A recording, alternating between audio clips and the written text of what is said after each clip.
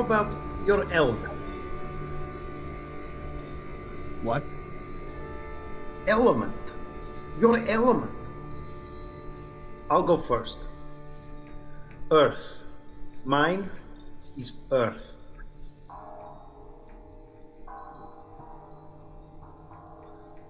Oh, I get it. Okay, I'm fire. Seriously? That's your question. Fine, I'm water. And I'm air. Next. Oh, okay, how about something a little more straightforward, like, where were you born? I was born in beautiful Grand Rapids, Michigan. Moscow. Kealakekua, Hawaii. Karnal, India! Well, it looks like I get the award for least exotic birthplace. Or the most down-home American. Depends on which award you want, I guess. Let's stay with something similarly normal. Like names. Take it away. I'm Ellison Onizuka, but you can call me L. I'm Kalpana Chawla, but you can call me Casey. I'm Roger Chaffee. Vladimir Kormorov. And how about our dates? Oh, birthdays? No. Oh. Yeah, okay. For me, it's February 1st, 2003. January 28th, 1986. January 27th, 1967. April 24th, 1967. Vladimir. Roger, I remember your accidents when they happened. I was in college at the time. I was 6 years old. It really wasn't part of my world yet in India, but I did learn about you later. In fact, I read quite a few different reports. It became part of training. Events that must never be repeated. Roger, I saw your accident in the newspapers and on television while we were also in our final preparations. Yeah, but we never launched. You were really the first death in a space flight. We were doing pre-flight tests. By a dubious distinction. A competition I would be happy to have lost. It had to be someone. One thing I can say, it was better me than my best friend. How about another easy one? Mission names. Soyuz 1. Apollo 1. The mission names stopped being so poetic after a while. Like mine was STS-51L, Space Transportation System. Not very musical, is it? I mean, you guys had symbolic names, mythological names, and we get STS. Oh well. But the shuttles themselves had great names. I was on the Space Shuttle Challenger. STS-107 for me. Space Shuttle Columbia.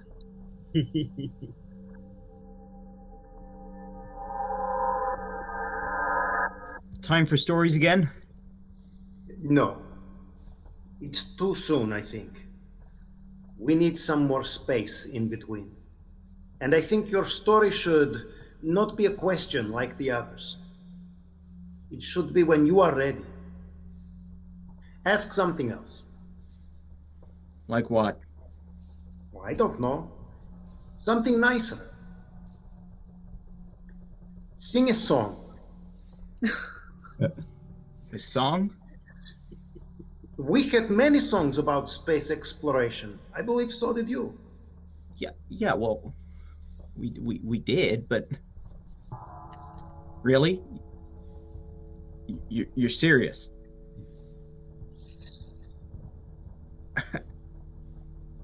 uh, Well, why not? Standing there alone, the ship is waiting, all systems are go. Are you sure? Control is not convinced, but the computer has the evidence. No time to abort. The countdown starts. Never heard that one. Came out a couple of years before our flight, so it's a little after your time. Watching in a trance, the crew is certain, nothing left to chance. All is working, trying to relax. Up in the capsule, send me up a drink. Jokes Major Tom. The count goes on. 4, 3, 2, 1. Earth below us, Drifting, falling, floating weightless. calling.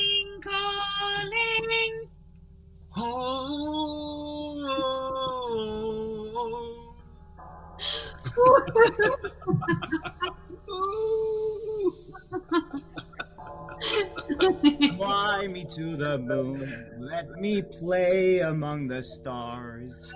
Frankie, yes, we knew this one too. Let me see what spring is like on Jupiter. And Mars. That basically became the unofficial Apollo program anthem after a while. We had an anthem of sorts. Заправлены в планшете космические карты, и штурман уточняет в последний раз маршрут. Давайте-ка, ребята, закурим перед стартом, у нас еще в запасе 14 минут. Hey, I think I remember that tune. I don't remember an English version, though. I don't believe there is English version. It's about waiting for the launch. 14 minut до старта. 14 minutes until start. Is that an official Soviet space anthem? Well, it depends who you ask. It became very popular. It was written for Yuri and me and the rest of our first cosmonaut group. It was official to us. Yuri Gagarin. The first man in space. That Yuri, right? Well, of course. Who else? How well did you know him, Vladimir? Yuri. My greatest friend. You would think we were brothers. We were together so much.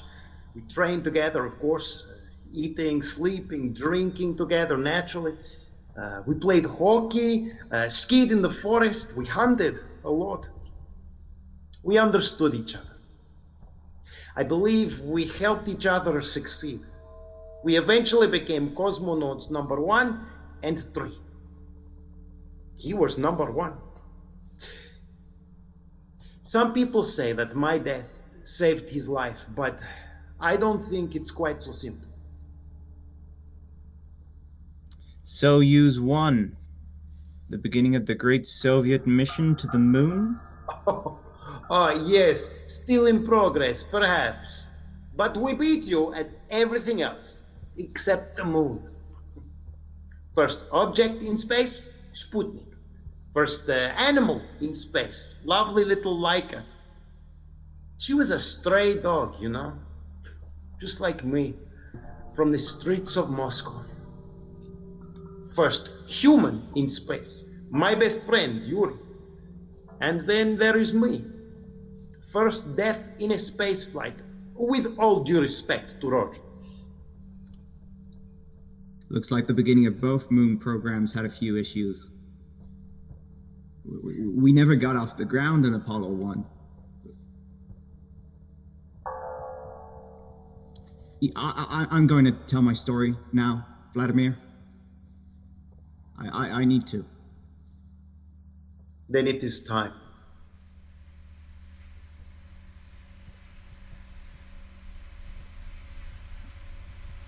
We were doing a simple test.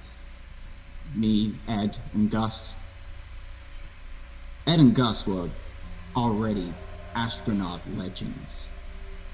With this flight, Gus would have flown on Mercury, Gemini, and Apollo.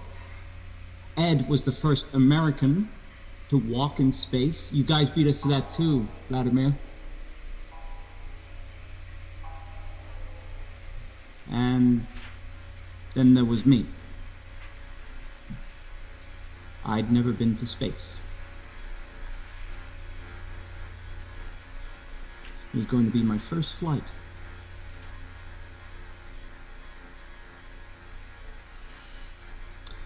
We were doing what's called a plugs out test. The capsule is disconnected from ground power to see how it functions on its own. We were on the launch pad, but we didn't even have fuel in the rocket. We even disconnected the explosive bolts on the hatch.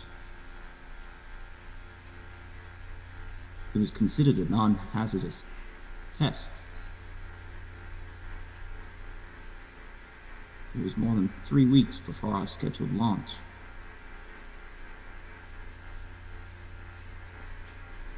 I guess nothing about spaceflight is ever non-hazardous.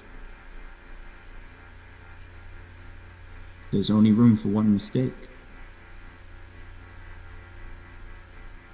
You can only buy the farm once.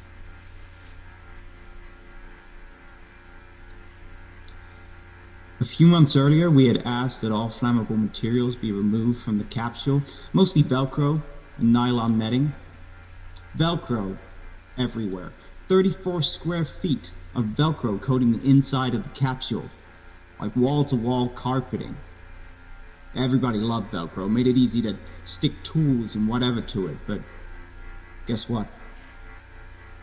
It's quite flammable. So they took it all out in August. But somehow, like January, it was all back in there. The Velcro and the nylon. We've been sealed in and working for 5.5 hours already, and now we were just waiting on a fix for a communication problem with one of our microphones, so we decided to do another checklist run while we waited. It was about 6:30 in the evening. A Florida January night, 10 stories high overlooking the Atlantic.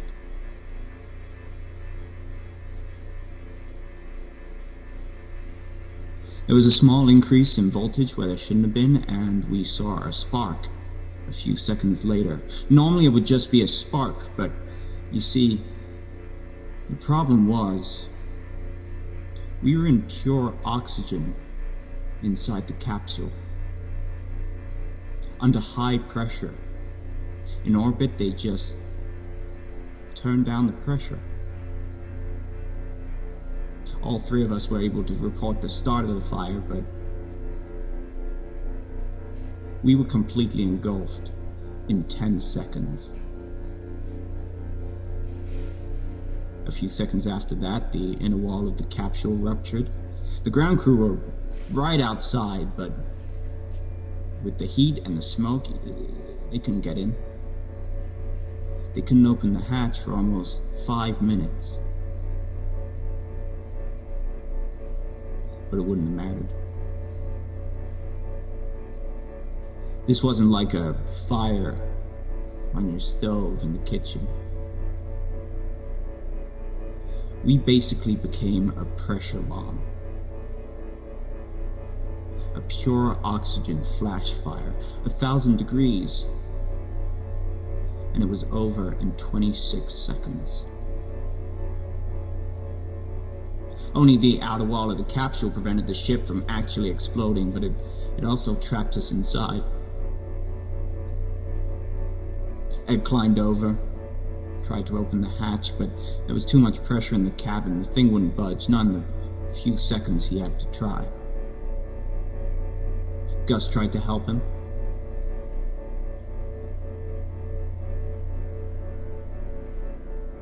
At first they thought we died from the fire, but after all the oxygen burned away, we all three went into cardiac arrest and asphyxiated.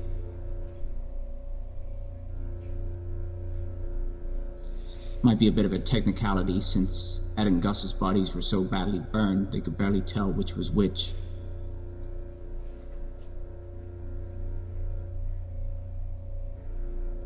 They were both over by the hatch.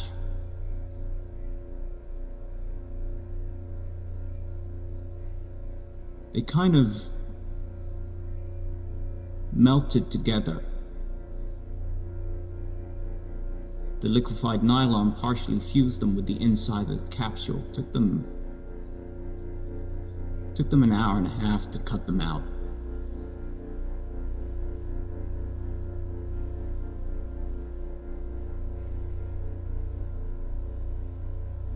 My safety belts were still on. My designated responsibility in an emergency was to try and maintain radio contact with Mission Control.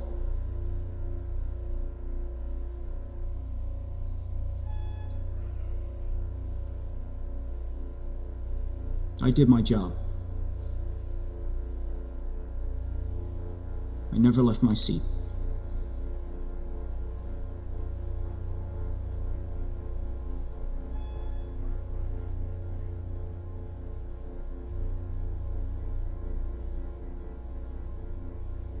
Pure oxygen?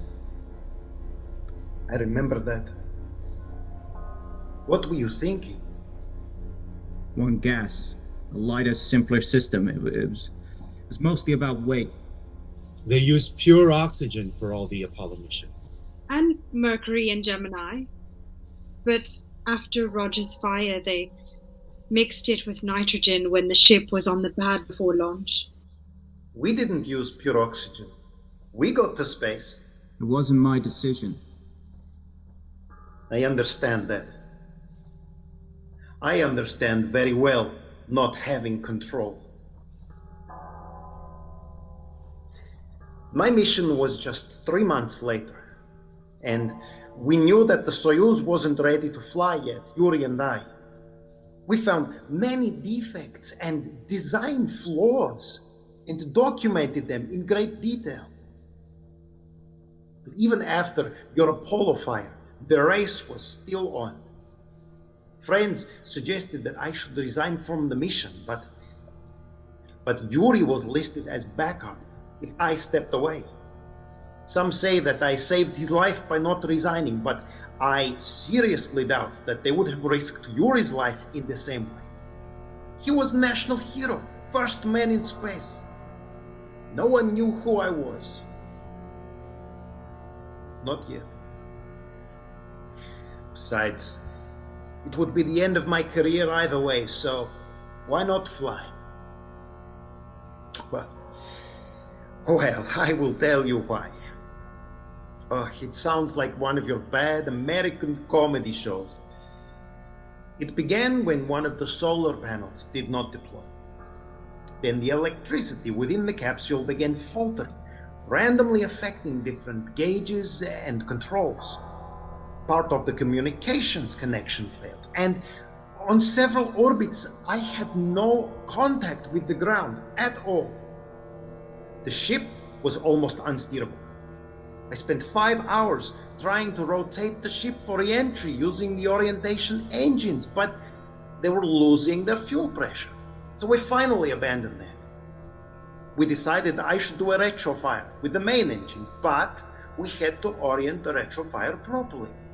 I tried using the ion flow sensors. It's what they were made to do, to help orient the ship. But they were also failing. It was continuous hell for almost 24 hours. Everything in the ship basically breaking down as I touched it. Then I heard Yuri's voice. They put him in charge of communications with me from this point on. And together we nursed and prodded the ion sensor systems to set up the retrofire And everything looked good, looked ready. We even signed off. I said, I'll see you soon. And he said, we're waiting. Then nothing. The system failed completely and left the ship slowly rotating in space. So then, we tried something crazy. Yuri and I had never trained for this. I had to use the periscope and the horizon to manually plan a main engine retrofire, but then had to wait till the ship entered the darkness to actually ignite the retrofire and hope the alignment stayed good. Otherwise, I would burn up on re-entry. The ship's batteries were about to run out, so this was our last try on Orbit 19, and it worked. It was extraordinary. I fired the retro burn for just over 2 minutes. Orientation was carried out accurately, without errors. I put my seatbelt on, and the ship began to re-enter the atmosphere. And then, the next joke in this sad comedy. My parachute deployed, but did not open. It just fluttered behind the ship like a loose piece of clothing. I hit the earth at high speed. I was killed on impact. The bones in my body shattered instantly. But the comedy show wasn't over yet. The main engines were also designed to function during the landing of the Soyuz to slow the ship. They fired beautifully, but they ignited several seconds after the ship had smashed to pieces on the ground, setting everything on fire.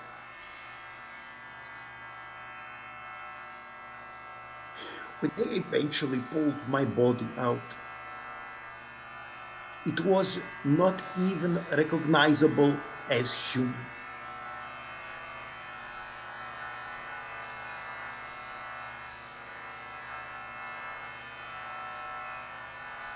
Do you think your government deliberately sacrificed your life? What? No, no. Of course not. That's absurd. Vladimir. How could you ask that? Do you believe that? I didn't say I believed it. I just asked the question. Perhaps we were just expendable hardware in the experiment. It seems there's often some detail that is obvious after the fact. Well, why can't it be obvious before the fact, before we strap in? Perhaps it's because we are just another part of the machinery. You can't control for everything, Vladimir. The list never ends. You just have to stop somewhere. It's always a judgment call, but an honest one. As they say, space is hard. Yes, space is hard. One of your popular American astronaut sayings. At least it's true, if not very eloquent. What's that other favorite saying? Failure is not an option. Well, obviously failure is an option because here we are. Or are we to be considered successes? It's just a motto, an aspiration. Like, never give up. I, for one, completely resent the inference that we were just part of an actuarial calculation. The whole space program shut down for 1.5 years after Roger's accident and for over 2.5 years after Challenger for safety redesigns. You don't do that if the astronauts are just an expendable part of the experiment. You can't do everything. In engineering or in science, you can't do controls and modifications and improvements forever. The target never stops moving. But you can check and recheck and create backups of backups, safety redundancy. Space actually really is hard. You'll never reach 100%. But you can keep adding more nines to 99% after the decimal. There's always some risk. Crew safety has never been knowingly compromised. Within the existing time and budget constraints, of course. Oh, shut up, Vladimir. I can believe my colleagues made mistakes, but I could never believe they made deliberate decisions that increased my risk to favor the mission. I am not saying that I believe this. I am not even saying that it's conscious, but an awful lot was wrong with my ship. Well, maybe the Soviet Union was different from the United States. I will tell that to Roger. He never even got off the ground. That is totally offline. Okay, stop it! Both of you, right now, stop.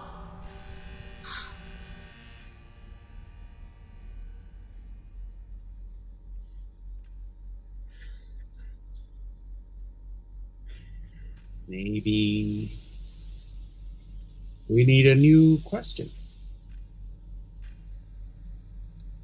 I think that's a good idea.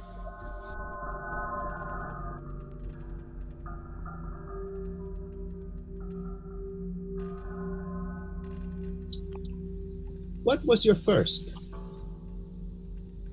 What do you mean? Well, for example, Vladimir was the first person to die in spaceflight. I don't know that I had a first. Other astronauts died in training. But not in the capsule, not on the pad during launch preparation. Even along with Ed and Gus, I was furthest from the fire, so probably the last of us to die. So, actually, Al, to answer your question, I don't know that I was the first at anything. Except maybe that it was my first flight. That's my only first. You know, I don't even know why I'm here with you three. I never actually flew. I mean, planes, of course, but never once did I fly in a rocket. Yeah, I really don't think I should be here. Wherever we are, doing whatever this is. Roger, it's a technicality. You were an astronaut. You were effectively in countdown to your flight. We were more than 3 weeks out. The countdown clock doesn't actually start until 2 days before. Another technicality. It doesn't matter. When does the countdown really begin? The moment that ship is on the launch pad. You changed the whole space program. By dying? We would have never made it to the moon if you hadn't died. Everyone said it at the time. They still say it now. The redesigns your accident catalyzed changed the whole Apollo program, actually made it possible from an engineering point of view. Yuri Gagarin also died in a training exercise. It was later, of course, after Vladimir, but what I mean is, it was also in training. Yeah, but he had already flown. You all had already flown. This wasn't the first flight for any of you. Vladimir, it was your third flight. Roger, do you remember Valentin Bondarenko? Most people do not. He was in the first cosmonaut group with myself and Yuri. He died in training, in a fire. He did not die immediately. It took him 16 hours to die, as the rest of us watched at his bedside. He died 3 weeks before Yuri's launch, so obviously he never flew. If you are not an astronaut, then Valentin cannot be a cosmonaut, and I am sorry, but I cannot accept that. So it would seem you are stuck with us, whether you like it or not.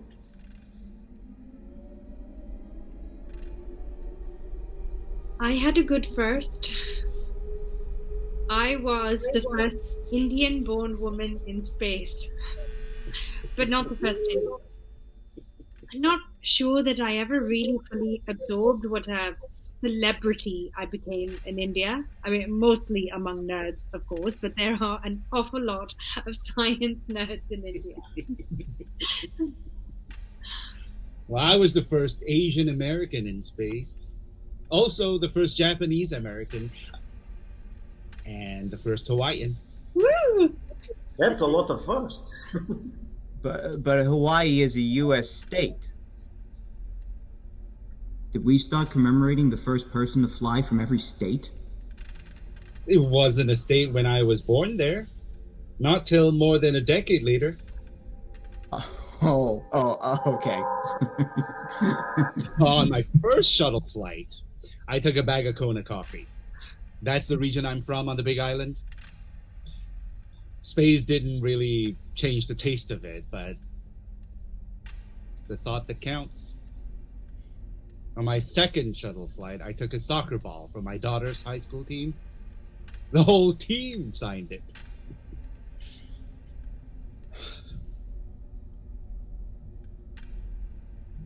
It was freakishly cold in Cape Canaveral the day we launched.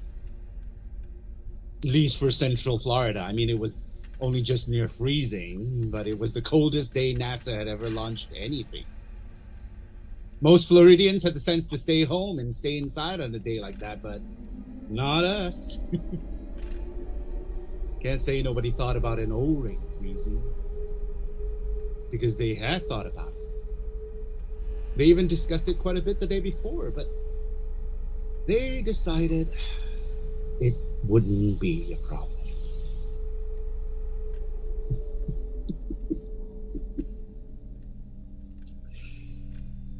Well, they were wrong. Well, most of the time when you think about an O-ring, it's a tiny little rubber ring that keeps a fountain pen from leaking or something.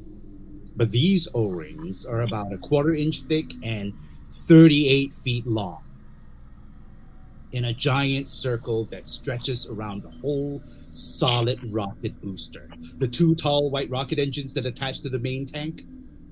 Their whole purpose was to make gas-tight seals between different sections of the rocket engines. Now, the booster engines are 11 stories high with 7 separate segments, and the O-rings go in between each segment.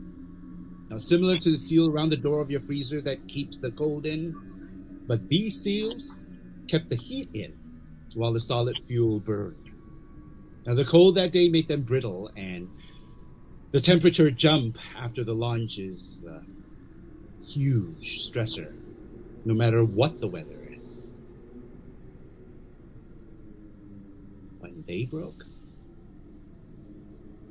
the burning fuel spewed out of the gap like a monstrous flame torch and just cut the ship apart. Within seconds. We were still accelerating, and the G-forces did the rest. We broke into pieces.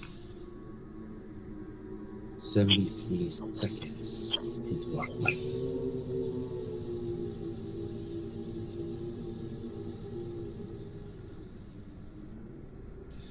A whole generation of baby boomers can tell you exactly where they were at the time, who they were with, or who had told them first that day. No one realized at the time that we had actually survived the ship's breakup. It took a while afterward to figure that out. The ship disintegrated around us, and it was just the crew compartment, still intact, with us inside.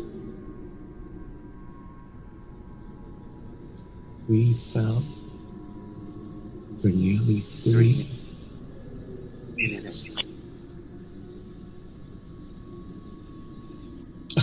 Some of us activated our personal air packs. Judy or I switched on Michael's air for him. He was the pilot, and he couldn't reach his because it was behind his seat.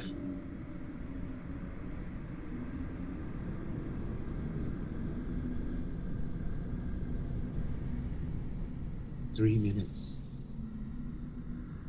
It's an awful long time to fall from the sky.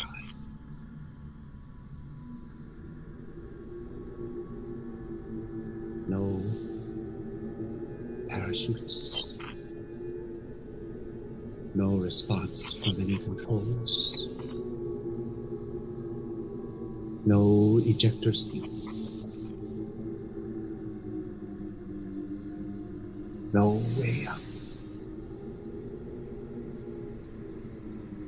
Time enough to try everything that we could try and then still having just to wait. Wait to find out if we're gonna live or die.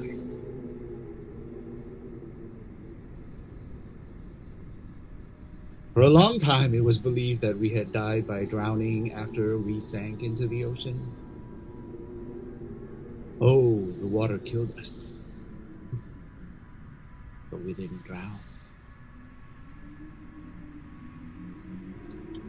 We hit the water at over 200 miles per hour. A simple calculation showed that would mean G-forces in the hundreds. The human body can't survive that, as Vladimir knows. We died on impact with the water. Me, Judy, Michael, Dick, Ron, Greg,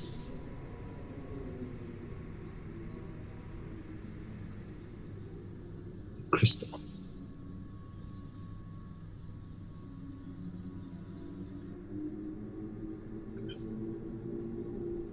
It took weeks to find our crew compartment on the bottom of the ocean. Pieces of our ship washed up on the Florida coast for years. Oh, the soccer ball was found intact, still inflated, floating in the ocean in its duffel bag. It was taken up to the International Space Station on the 30th anniversary of our flight. Now it lives in a display case at Clear Lake High School in Houston.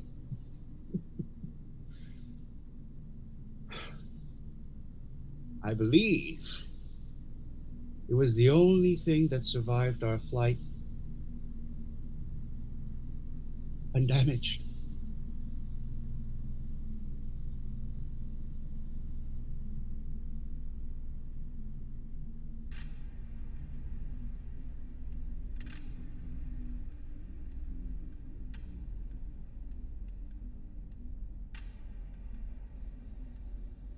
Everybody still lived in Clear Lake?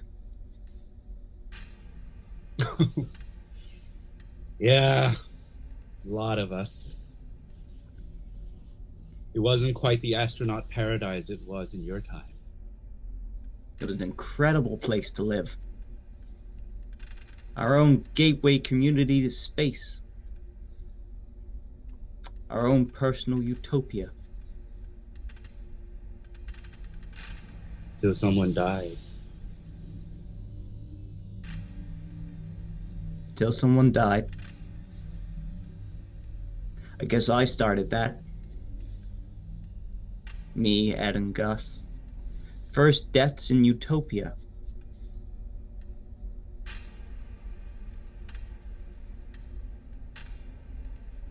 I thought you were supposed to live forever in utopia.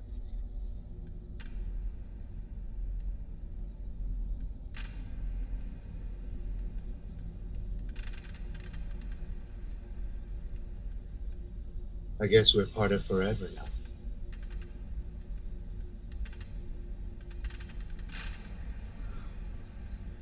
Vladimir, what was the name of the song that you sang? Fly me to the moon? No, the other one, the Russian one. Yes.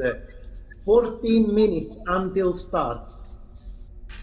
Ah, 14. We were 16 minutes from landing when we broke apart. Not quite exact symmetry. 14 minutes until start. 16 minutes until end. What's a couple of minutes among friends?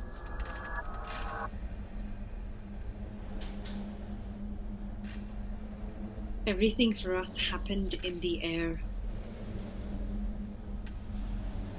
Seconds after launch, a large piece of foam insulation came off the main fuel tank and hit one of the wings, but we didn't know it at the time. The rogue block of foam was visible on the launch tapes, and there was discussion at mission control leading to the conclusion that we would be fine. Obviously, that was incorrect.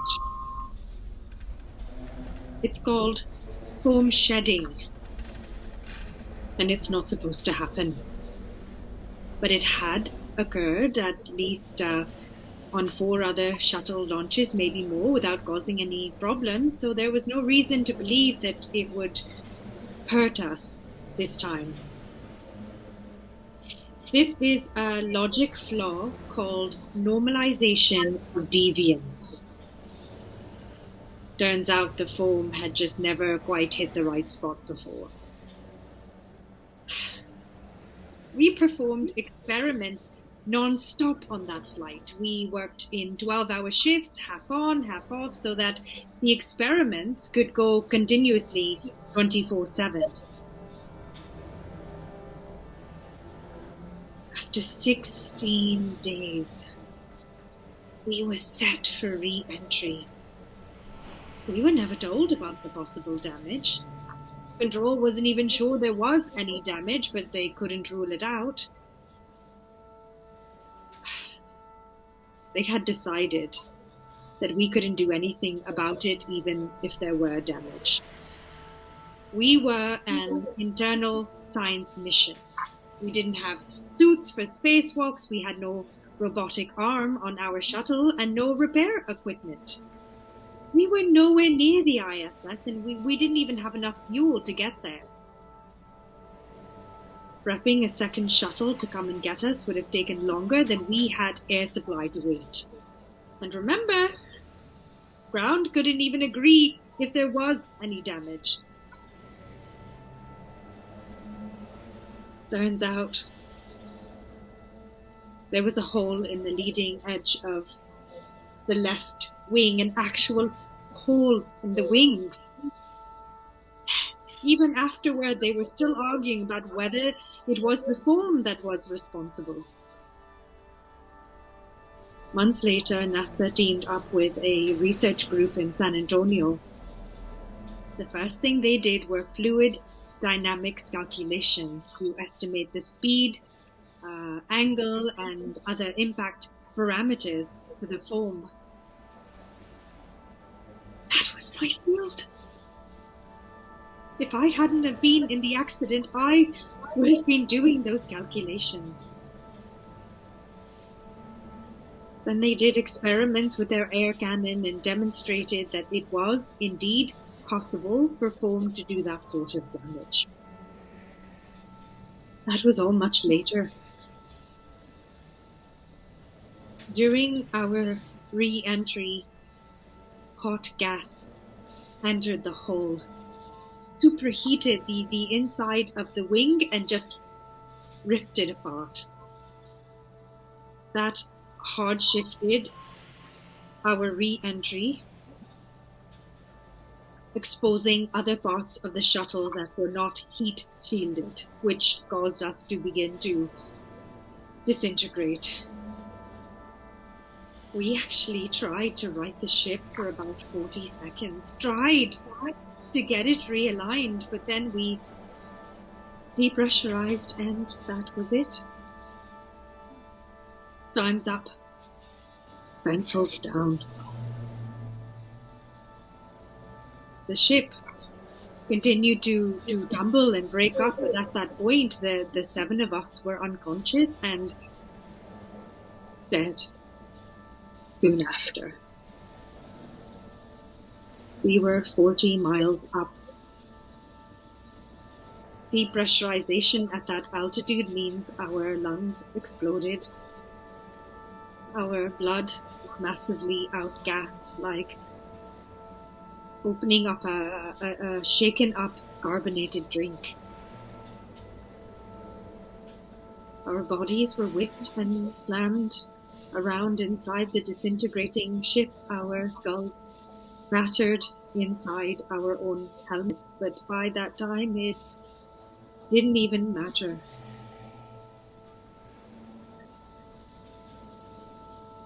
We were only 16 minutes from home. We were over Dallas. Our debris corridor stretched over half of Texas and into Louisiana and Arkansas. Rick, Willie, Michael, David, Laurel, Ian, and me.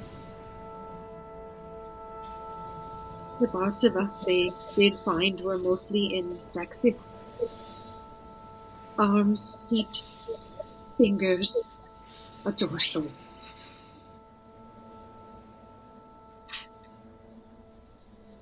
One searcher found a single human heart all by itself. But it could have been from any of us, but for some reason, I want to believe it was my heart.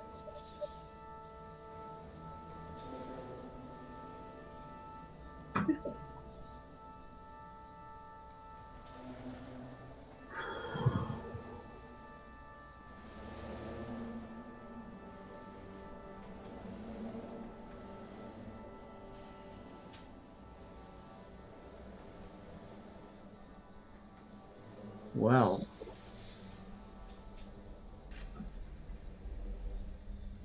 there we are.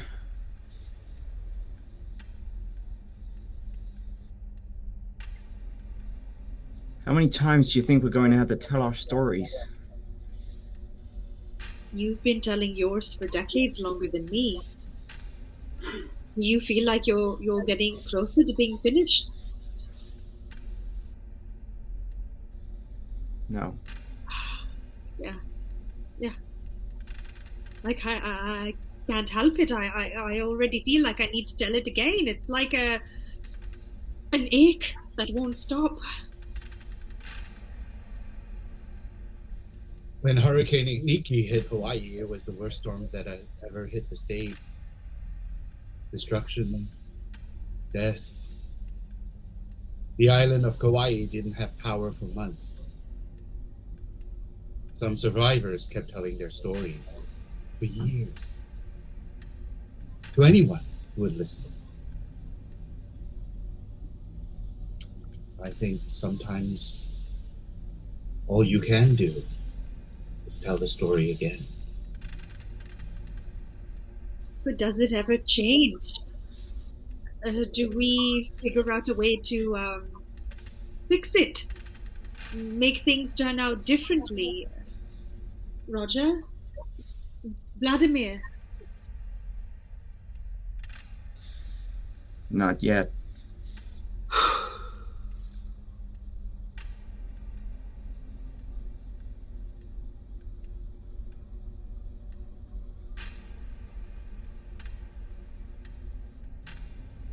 Back at ground control, there is a problem. Go to rockets full, not responding. Hello, Major Tom. Are you receiving? Turn the thrusters on. We're standing by.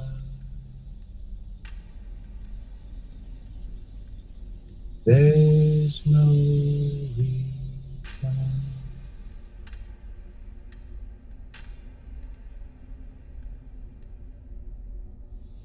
4, 3, 2, 1. We know us breaking floating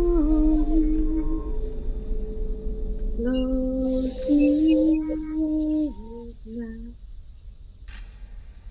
coming, home.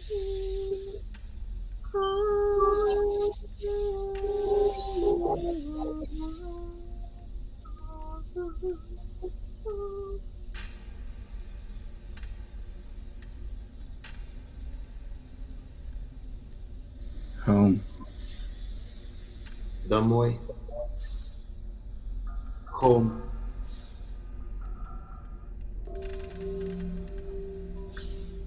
Who did you leave home? What? Who did you leave behind? My husband, Jean-Pierre, and I were celebrating our 20th wedding anniversary that year. Also, my parents. My father took me to see air shows as a child, kind of got me started in aeronautics. I don't even want to think about what he and my mother saw, went through on that day. Valentina, my wife, my children, Irina and Yevgeny, my friend, Yuri. My mother died years before that, so she didn't have to see it, thank God. Hey, Vladimir. I also had a boy and a girl. Stephen and Cheryl Lynn. And my wife, Martha. I met her on a blind date and proposed to her a year later. Perhaps we're twins, born under different world powers. Or maybe not. Well, I had 2 daughters, so I guess I'm not the third twin. My beautiful Janelle and Darian and my also wonderful wife. We were married about a month and a half before the first moon landing. So 2 of the biggest sparks in my life, back to back.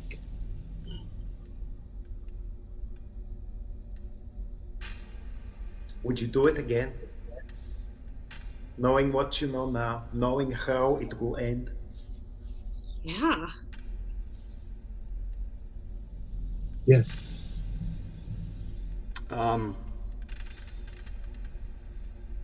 Yeah. It's part of what we signed up for. We trained for it. We've all done the fatality simulations. Nobody sugarcoats it. Spaceflight is not a joke. It's not something you do for fun. Engineering.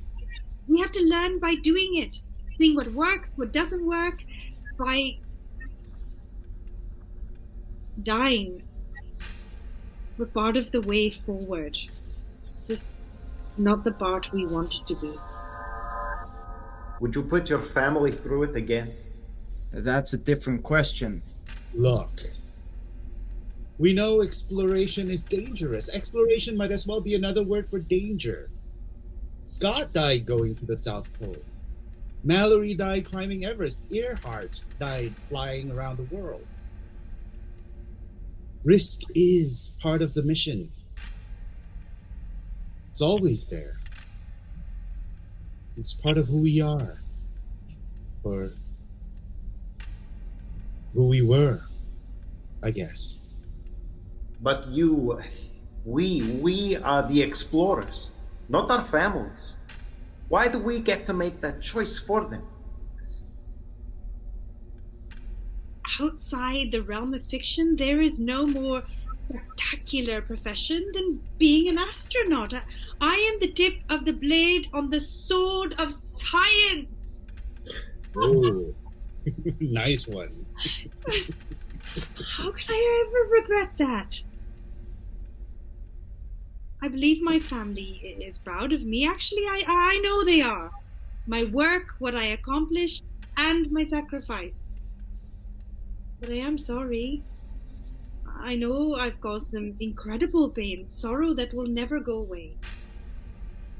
It's an impossible question, Vladimir. How can anyone answer it? Well, you answered it once already, by the choices you made in your life. Roger? I said yes before. But you didn't answer the other question. Would you put your family through it again?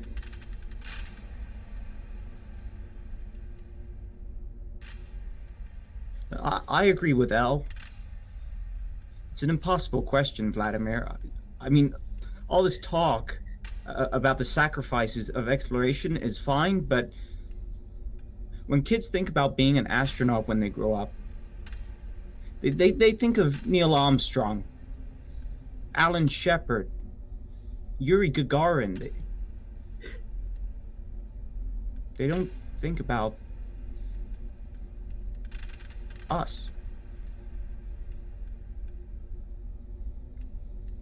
You didn't answer the question either, Vladimir. I agree. It's a difficult question. I don't know. It's easier when you don't know how it ends. Perhaps it would also be easier if one didn't feel the accident was preventable. Yeah. If perhaps a little bit more care had been taken. Yes. It's not even a question that has any meaning. We can't do it again. We can't change anything. All we can do is tell our stories for whatever it's worth. I think it's what I said before. Events that must never be repeated. I think that's why we have to keep telling our stories, so they're not forgotten. We have to repeat them forever, so that they're never repeated. Well then. So there we are. Shall we go round again? See if anything changes. It won't. Then we will see what stays the same. There's no rush. We've got all the time in the world.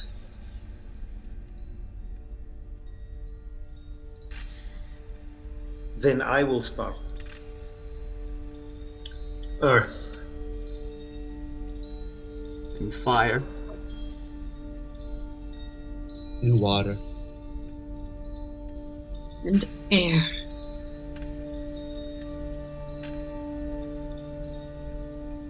Well, what's next?